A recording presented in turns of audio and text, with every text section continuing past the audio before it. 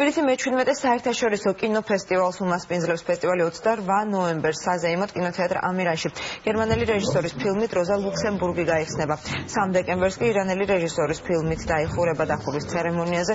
ფესტივალის გამარჯვებულებით გამოვლინდებიან წელს ფესტივალის თემა პოლიტიკა იქნება. აღონიზების ფარგლებში გერმანელი, ბრიტანელი და ქართველი რეჟისორები მასტერ-კლასებსაც ჩაატარებენ. პოლიტიკა ყველაფერშია და ნებისმიერი ფილმი რომ აიღოთ, ნებავთ გასართობი კომედია, ნებავთ პროპაგანდისტული ფილმებზე არ ვსაუბრობ, ყველგან არის რაღაც გარკვეული დოზით პოლიტიკა.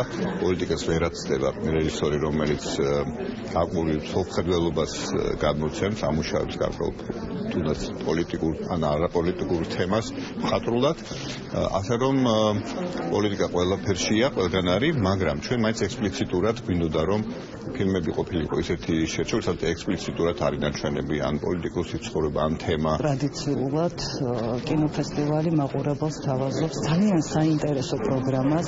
ეს გახლავთ წლის მანძილზე ყველა მნიშვნელოვან თუ უმნიშვნელო კინოფესტივალზე გამარჯვებული ფილმები და შესაბამისად კულტურის სამინისტრო ყოველთვის იყო ამ კინოფესტივალის ხელშემწყობი. თბილისისთვის ის განსაკუთრებით მნიშვნელოვანია თავისი შინაარსიდან გამომდინარე, გარდა იმისა, რომ კინომოყვარულებს და ზოგადად ხელოვნების მოყვარულებს საშუალება ექნებათ ძალიან საინტერესო რამდენიმე კვირა ქონდეთ, გარდა ამისა ეს არის ძალიან კარგი საშუალება ჩვენი ქალაქის გაცნობისა და გატანის საერთაშორისო ასპარეზზე.